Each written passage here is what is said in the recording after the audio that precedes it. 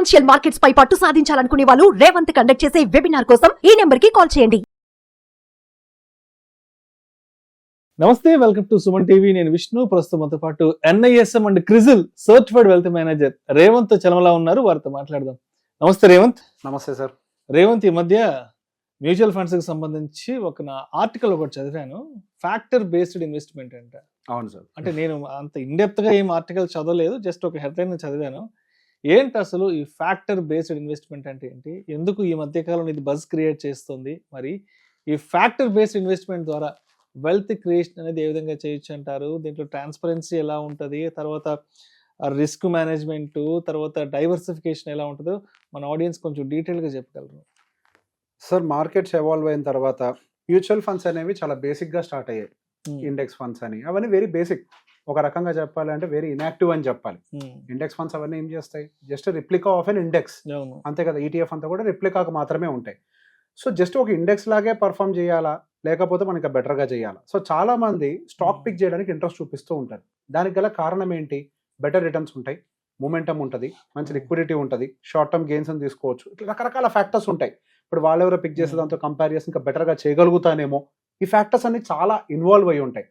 So బేసిక్గా ఈ involvement అన్నిటిని కలిపి ఇప్పుడు మనకు ఒక రకంగా దాన్ని ఒక వాల్యూ ఇన్వెస్టింగ్ స్టైల్లో తీసుకొని వచ్చారు. ఈ factor investing is nothing but it is directly or indirectly proportionate to A value investing, అంతే.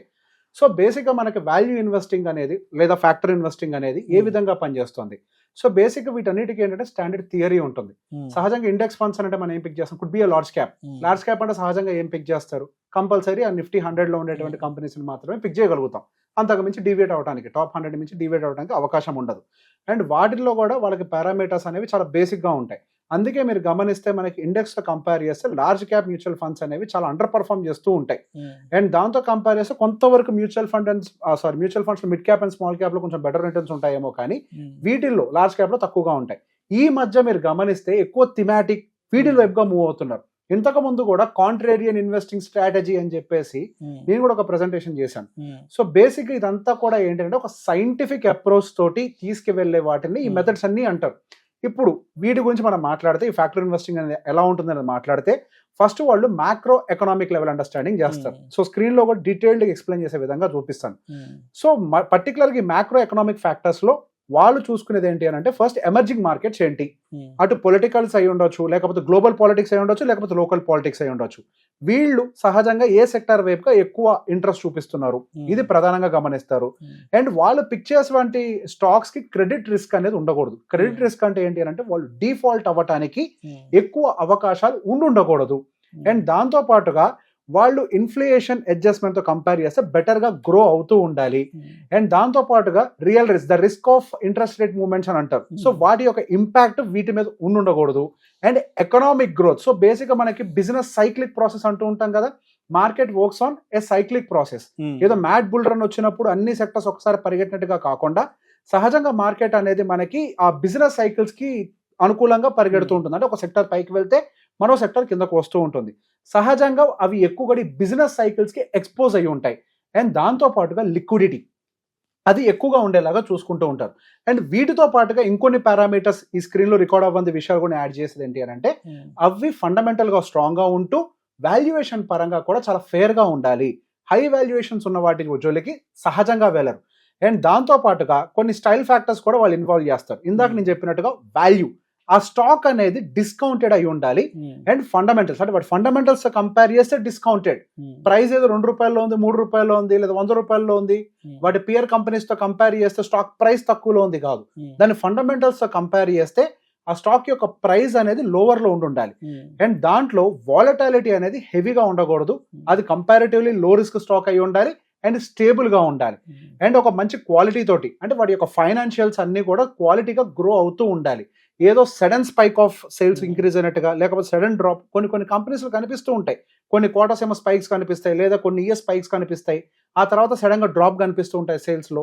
అలా కాకుండా కన్సిస్టెంట్ గ్రోత్, వాళ్ళ ఫైనాన్షియల్ హెల్త్ అనేది ఉండాలి. అండ్ మూమెంటమ్ అనేది ఖచ్చితంగా ఉండేలాగా చూసుకుంటారు. మూమెంటమ్ అని అంటే పరిగేదాన్ని వాళ్ళు క్యాచ్ చేయడం కంటే కూడా నెక్స్ట్ పరిగెట్టడానికి అవకాశం ఉందా లేదా అన్న దాని మీద కొంచెం ఎక్కువగా ఫోకస్ పెడతారు. అండ్ వాళ్ళు దాంతో పాటుగా వాళ్ళకి సెక్యూరిటీ రిస్క్ అంటే ఏమైనా ఉన్నాయా వీటిని కూడా పరిగణనకు తీసుకుంటూ ఉంటారు. సో సహజంగా ఇదంతా కూడా ఒక రకంగా వాల్యూ ఇన్వెస్టింగ్ కేటగిరీలోకి వస్తూ ఉంటుంది. ఇంతకు ముందు నేను కాంట్రేరియన్ ఇన్వెస్టింగ్ స్ట్రాటజీ అని చెప్పాను. ఇదంతా కూడా వాల్యూ ఇన్వెస్టింగ్ సైడ్ స్ట్రాటజీస్ ఇవన్నీ కూడా. సో వాల్యూ ఇన్వెస్టింగ్ సైడ్ అన్ని కూడా అన్ని సిచ్యువేషన్స్ ఫేవరబుల్ గా ఉంటూ కేవలం మొమెంటం ఒకటే కాకుండా ఇప్పుడు మనం ఏవైతే పారామీటర్స్ అన్ని మాట్లాడుకున్నామో ఆ పారామీటర్స్ అన్ని ఫిట్ అయితేనే వాళ్ళు దాంట్లోకి ఎంట్రీ తీసుకుంటారు. ఓకే ఇదంతా బాగుంది, మనం మరి ఇంత మంచి స్ట్రాటజీస్ ఉన్నప్పుడు వీటిలోకి ఎంటర్ అయిపోవచ్చు కదా అని అంటే వీటికి అడ్వాంటేజెస్ మాత్రమే కాదు, వీటికి కొన్ని డిసడ్వాంటేజెస్ కూడా ఉన్నాయి. సో బేసిక్గా ఏదైనా ఒక స్టాక్లోకి ఇప్పుడు మనం ఇందాక మాట్లాడుకున్నాం, వాళ్ళు ఏది ఎంట్రీ తీసుకుంటారు, వాల్యూ పరంగా ప్రైస్ అనేది డిస్కౌంటెడ్గా ఉండాలి దాని ఫండమెంటల్స్తో కంపేర్ చేస్తే. సో నెక్స్ట్ అది మొమెంటం ఉంటుందా ఉండదా అని అంటే అది ఇమీడియట్గా ర్యాలీ అవ్వకపోవచ్చు. When compare to value based అంటే మనకి ఈ ఫ్యాక్టర్ బేస్డ్ ఇన్వెస్ట్మెంట్స్తో కంపేర్ చేస్తే అదర్ టైప్ ఆఫ్ ఇన్వెస్ట్మెంట్స్ అంటే లైక్ మిడ్ క్యాపో స్మాల్ క్యాపో ఫాస్ట్ మూమెంటం ఉన్నట్టుగా కనిపిస్తూ ఉండొచ్చు, ఇవి ఫర్ ద టైం బీయింగ్ స్లోగా మూవ్ అవుతున్నట్టుగా కనిపిస్తూ ఉండొచ్చు. వీటిల్లో పేషెన్స్ అనేది ఎక్కువగా ఉండాలి. సహజంగా స్ట్రాటజీ బేస్డ్ ఇన్వెస్ట్మెంట్స్ ఏవైనా కానీ పేషెన్స్తో కూడుకొని ఉంటాయి. సో ఈ పేషెన్స్తో కూడుకొని ఇన్వెస్ట్మెంట్ అంటే పేషెన్స్తో కూడుకున్న మనిషి ఎవరైనా ఉన్నారు, నేను ఖచ్చితంగా ఓపికగా వెయిట్ చేస్తాను, వాటిలో కొంత వాలటిలిటీ ఉన్న దట్స్ ఫైన్ అని అనుకుంటే మాత్రం డెఫినెట్గా మనకి ఇవి ఒక మంచి ఆపర్చునిటీని క్రియేట్ చేయడానికి అవకాశం ఉంటుంది. సో ఇది కేవలం మనకి డైరెక్ట్గా ఏదో వాల్యూ అని మనకి మ్యూచువల్ ఫండ్లో పేరుంటేనే కొనొచ్చా, అవసరం లేదు. మనం కూడా ఇన్ఫాక్ట్ నేను చెప్పాను కదా ఇంతకు ముందు కాంట్రేరియన్ ఇన్వెస్టింగ్ స్టైల్లో మనకి అండర్ వాల్యూడ్ సెక్టర్స్ ఏమున్నాయి వాటిని ఐడెంటిఫై చేసుకొని మనం కూడా పెట్టుబడులు పెట్టుకోవచ్చు. అండ్ దాంతో పాటుగా లేదు ఇదంతా వెతకడం నాకు కష్టము అని అనుకుంటే వాల్యూ బేస్డ్ ఇన్వెస్టింగ్లోకి వెళ్ళొచ్చు. కానీ ఒక రకంగా చెప్పాలంటే వాళ్ళు పిక్ చేసే మొమెంటం స్టాక్ అయినప్పటికీ ఇది ఒక మొమెంటం క్యాప్చర్ చేసే ఫండ్ లాగా కంప్లీట్గా మూవ్ కాదు. ఎందుకంటే ఇందులో డైవర్సిఫికేషన్ కొంచెం ఎక్కువగానే ఉంటుంది. సో బేసిక్గా వాళ్ళు పిక్ చేసేవన్నీ కూడా ఇందాక నేను చెప్పాను కదా ప్రైస్ ఎట్టి పరిస్థితుల్లో ఎక్స్పెన్సివ్ గా ఉండకూడదు. సో మొమెంటం స్టార్ట్ కాకముందే ఫేర్ వాల్యుయేషన్ పిక్ చేస్తారు కాబట్టి it might take some time to move on the higher side. In between you have to be very patience. కానీ స్టేబుల్ రిటర్న్ అవ్వడానికి కూడా అవకాశాలు ఉంటాయి. In the longer time frame నేను చూసిన దాని ప్రకారం అది యావరేజ్గా 18 to 19% వరకు యావరేజ్ డెలివరీస్ అయితే ఇస్తున్నాయి equal to mid and small cap.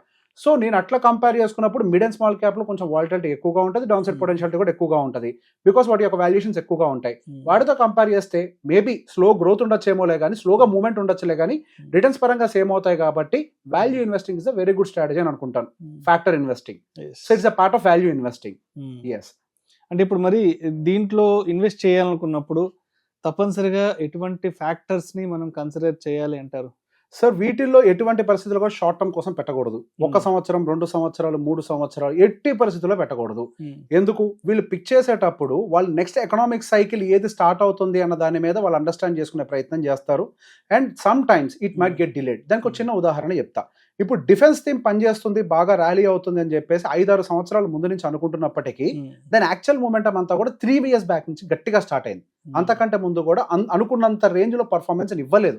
So basic గా మనకి ఎప్పుడైనా ఒక న్యూస్ ట్రిగ్గర్ అయిన తర్వాత అండ్ ఫస్ట్ వాళ్ళు పిక్ చేసేటప్పుడు అది వాల్యుయేషన్స్ లో ఉండాలి, న్యూస్ కూడా ట్రిగ్గర్ అయి ఉండాలి, అంటే పాజిటివ్నెస్ ఉండాలి ఆ సెక్టార్ కి కూడా. సో బేసిక్ గా మనం అనుకున్న వెంటనే ఏది కూడా మూమెంటంలోకి రాదు. లాంగ్ టర్మ్ ఇన్వెస్టర్స్ ఎవరైతే ఉంటారో వాళ్ళకి పర్ఫెక్ట్ గా ఉపయోగపడుతుంది. కానీ షార్ట్ టర్మ్ లో అంటే 2 years 3 years వీళ్ళకి మాత్రం వాల్యూ ఇన్వెస్టింగ్ ఎట్టి పరిస్థితుల్లో పనిచేయదు. మనకు మూమెంటం క్యాప్చర్ చేసినంత ఈజీగా అంటే బేసిక్ కొంతమంది ఎక్స్పెక్ట్ చేస్తుంటారు ఫాస్ట్ గా నాకు రిటర్న్స్ ఉండాలి, అది ఆ మైండ్ సెట్ ఉన్న వాళ్ళకి పనిచేయదు. నేను ఎక్కువ కాలం ఉంటా దట్స్ ఫైన్ అనుకున్న వాళ్ళకి value investing is one kind of a safe strategy. And వాటిలో డ్రాడౌన్స్ కూడా దాదాపుగా 29% ఉంది. దానికి కూడా మనం ప్రిపేర్ అయి ఉండాలి. Even in the mutual fund also there is a drawdown of 29% in this strategy. So అది కూడా ఇంతకు ముందు చెక్ చేస్తాను. యాక్చువల్ వాల్యూ ఇన్వెస్టింగ్స్ ఇంకో చాలా చెక్ చేస్తూ ఉంటాను. అందులో డ్రాడౌన్ కూడా కనిపిస్తుంది. దానికి కూడా పేషెన్స్ ఉండాలి, బట్ స్టడీ గ్రోత్ అయితే డెఫినెట్ గా ఇస్తుంది. సో అదేవిధంగా మరి వెల్త్ క్రియేషన్ పాయింట్ ఆఫ్ వ్యూలో మరి దీన్ని ఎలా కన్సిడర్ చేసుకోవచ్చు అంటారు? సార్ నేను అదే చెప్పాను. సో బేసిక్ గా మనకి లాంగ్ టర్మ్ పర్స్పెక్టివ్ లో ఇప్పటి వరకు అది ఎప్పుడు కూడా తక్కువ రిటర్న్స్ ఇచ్చిన చరిత్రే లేదు. అండ్ ఇందులో కూడా చాలా మంది ఫెయిల్ అయిన వాళ్ళు కూడా ఉన్నారు. Very few funds have delivered 18%. ఇందాక నేను 18-19 అని చెప్పాను కదా, ఎక్కువ మంది కాదు, గట్టిగా ఒక్కళ్ళే డెలివరీ చేశారు అంతే. మిగతా వాళ్ళందరూ కూడా 14-15 దగ్గర ఆగిపోయారు కూడా. సో పిక్ చేసుకునేటప్పుడు end of the day fund లో ఇంటర్నల్స్ అని అంటే సెక్టర్స్ అన్ని కూడా ఎకనామిక్ అండర్స్టాండింగ్ ప్రకారం ఉన్నాయా లేదా, అసలు ఉన్నాయా లేదా అంటే ఫస్ట్ మనం చదవాలి. మనం కొంత అండర్స్టాండ్ చేసుకుంటే దానికి అనుకూలంగా మనం ఫండ్ పిక్ చేస్తే ఇట్ విల్ పర్ఫార్మ్. ఈ వాల్యూ బేస్డ్ ఫండ్స్ అన్ని కూడా బాగా పర్ఫామ్ చేయలేదు. Only 1 or 2 funds have perform so well, అంతే, ఎక్కువ పర్ఫామ్ చేయలేదు. అదేవిధంగా రిస్క్ అప్డేట్, రిస్క్ మేనేజ్మెంట్ ఎలా కన్సిడర్ చేసుకోవాలంటారు? సార్ రిస్క్ కి సంబంధించి కంప్లీట్ గా ఎప్పుడు I always say don't put all eggs in one basket. In one basket అని అంటే వాల్యూ ఇన్వెస్టింగ్ కాకపోతే ఇంకో దాంట్లో పెడతాను కాదు, కొంత డెప్ట్ ని పెట్టుకోండి. డెప్ట్ అనేది ఎప్పుడైనా పోర్ట్ఫోలియో హెడ్జింగ్ కి పనిచేస్తుంది. సో బేసిక్ గా వాల్యూ ఇన్వెస్టింగ్ లో కొంత డ్రాడౌన్స్ ఉండడానికి కూడా ఛాన్సెస్ ఉంటాయి. సో ఎందులోనైనా డ్రాడౌన్ ఉంటుంది, ఇట్ ఇస్ నాట్ జస్ట్ ఎందులోనైనా డ్రాడౌన్ ఉంటుంది. కాకపోతే వీళ్ళు కొంచెం థియరీ అనేది కొంచెం ఎక్కువగా ఫాలో అవుతూ ఉంటారు. నెక్స్ట్ మొమెంటం క్యాప్చర్ చేయడానికి అవకాశం ఉంటది అనుకున్న దాంట్లో ఎంటర్ అవుతారు. అండ్ మోర్ ఎవర్ అది ప్రైస్ మొమెంటం లో ఉండకూడదు కూడా. సో సహజంగా కొంత వాలిటాలిటీ ఉంటుంది కాబట్టి హెడ్జింగ్ పెట్టుకోండి. ట్రేడింగ్ కదా హెడ్జింగ్ అని అంటే నో, ఇన్వెస్టింగ్ లో కూడా హెడ్జింగ్ ఉంటుంది. Like cash component are డెప్ట్ component, డెప్ట్ based mutual funds hedging పెట్టుకోండి. అండ్ అదే విధంగా ఇప్పుడు ట్రాన్స్పరెన్సీ విషయానికి వచ్చిన అండ్ సేఫ్టీ అండ్ సెక్యూరిటీ విషయానికి వచ్చిన మరి ఫ్యాక్టర్ బేస్డ్ ఇన్వెస్టింగ్ లో ట్రాన్స్పరెన్సీ అనేది ఎట్లా ఉంటుంది? సార్ మ్యూచువల్ ఫండ్స్ లో ఎట్లయితే ఉంటుందో ఇందులో కూడా అలానే ఉంటుంది. అంతే, it is no way different from that, right?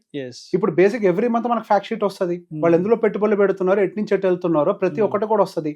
In fact when compare to risk also మనకి in fact mid and small cap లో రిస్క్ ఎక్కువ ఉంటుందేమో. ఇందాక మీకు చెప్పేటప్పుడు ఒక సింగిల్ పాయింట్ చెప్పా, వాళ్ళు క్రెడిట్ రిస్క్ ఎంత ఉందో చూసుకుంటారు. అవతల కంపెనీలు ఇన్వెస్ట్ చేసేటప్పుడు వాళ్ళు డిఫాల్ట్ అవ్వడానికి ఎంత రిస్క్ ఉంది, వాళ్ళు అసలు డిఫాల్ట్ అవ్వడానికి ఏ కొద్దిగా రిస్క్ వాళ్ళు ఇన్వెస్ట్ చేయరు. సో రిస్క్ వైజ్ గా ఎటువంటి ప్రాబ్లం లేదు. ట్రాన్స్పరెన్సీ విషయంలో just like other mutual funds also they give us the fact sheet every month. ఆ ఫ్యాక్ట్ షీట్ లో ప్రతి ఒక్క డేటా రాసుకుంటది. పలానా స్టాక్ లోకి ఎంటర్ అయ్యాం, పలానా స్టాక్ నుంచి ఎగ్జిట్ అయ్యాం, పలానా సెక్టర్ లోకి వెయిటేజ్ పెంచుతున్నాం, పలానా సెక్టర్ లోకి వెయిటేజ్ తగ్గిస్తున్నాం.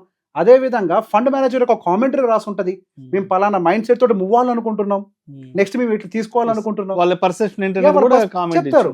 సో మనం దాన్ని చదివి అర్థం చేసుకుంటే వీళ్ళు understand, okay so global economic conditions అనుకూలంగానే వీళ్ళు ఆలోచిస్తున్నారా లేదా. నేను అదే చెప్పేది, ఇంటర్నల్ చెక్ చేయాలి అని. అండ్ అదేవిధంగా ఇప్పుడు ఫ్యాక్టర్ బేస్డ్ ఇన్వెస్ట్మెంట్స్ చేయాలంటే మనకున్న అవైలబిలిటీ ఏంది అసలు, how to invest? Sir factor based investing లో మనకి వాల్యూ ఇన్వెస్టింగ్ అనే థియరీ ఆల్రెడీ ఉంది. మ్యూచువల్ ఫండ్స్ లో జస్ట్ వాల్యూ అనే కీవర్డ్ కొడితే మొత్తం డేటా అంతా వస్తుంది. నేను అదే చెప్తున్నా, every value mutual fund is not so performing well. కొంతవరకు అటు ఇటుగా ఉన్నాయి. ఈ మధ్య క్వాంట్ బేస్డ్ మ్యూచువల్ ఫండ్స్ అని వచ్చాయి. క్వాంట్ అంటే ఏం లేదు సార్, ఒక స్ట్రిక్ట్ రూల్స్ ని ఫాలో అవ్వటమే అంతే. క్వాంటమ్ ఇన్వెస్టర్ అని అంటాం, ట్రేడింగ్ లో కూడా క్వాంటమ్ ట్రేడర్ అని అంటాం. ఏ ఒక పెద్ద ఇన్వెస్టర్ అయినా సరే, ఎఫ్ఐఎస్ అయినా సరే క్వాంటమ్ థియరీని ఫాలో అవుతాయి. క్వాంటమ్ థియరీ ఏం చెప్తుంది, రూల్స్, సెట్ ఆఫ్ రూల్స్ ని పెట్టుకోవాలి, వాటిని స్ట్రిక్ట్ గా ఫాలో అవ్వాలి. సో బేసిక్ ఇప్పుడు ఫ్యాక్టర్ బేస్డ్ ఇన్వెస్టింగ్ లో కూడా ఇప్పుడు కొన్ని రూల్స్ ఎక్స్ప్లెయిన్ చేశా. ఆయా పారామీటర్స్ ఏవైతే వాళ్ళకి మీట్ అవుతాయో they will enter. This is nothing but a quantum theory again. This is nothing, ఒక సెట్ ఆఫ్ రూల్స్ ఉన్నాయంటే ఇట్స్ క్వాంట్ థియరీ. మనకి క్వాంట్ బేస్డ్ మ్యూచువల్ ఫండ్స్ ఇవన్నీ ఒకటి కాదు, మళ్ళీ వాళ్ళ పారామీటర్స్ వేరు ఉండొచ్చు, ఈ వాల్యూ బేస్డ్ ఇన్వెస్ట్మెంట్స్ యొక్క పారామీటర్స్ వేరు ఉండొచ్చు. అండ్ అగైన్ ప్రతి ఒక్క వాల్యూ ఫండ్ లో కూడా ఒక్కొక్క ఫండ్ మేనేజర్ ఒక్కొక్క థియరీ ఉంటుంది. ఇప్పుడు ఎకనామిక్ గ్రోత్ అన్నాను, ఎకనామిక్ గ్రోత్ మీరు ఒకలాగా చూస్తారు, ఎకనామిక్ గ్రోత్ నేను ఒకలాగా చూస్తాను. సో మన మైండ్ సెట్ కి ఏది చెక్ చేసుకోండి, సింపుల్ అంతే. Thank you so much Revanth. Thank you. Factor based investing సంబంధించిన కంప్లీట్ ఇన్ఫర్మేషన్, కంప్లీట్ నాలెడ్జ్ మన ఆడియన్స్ కి షేర్ చేసి thank you so much. Thank you అండి.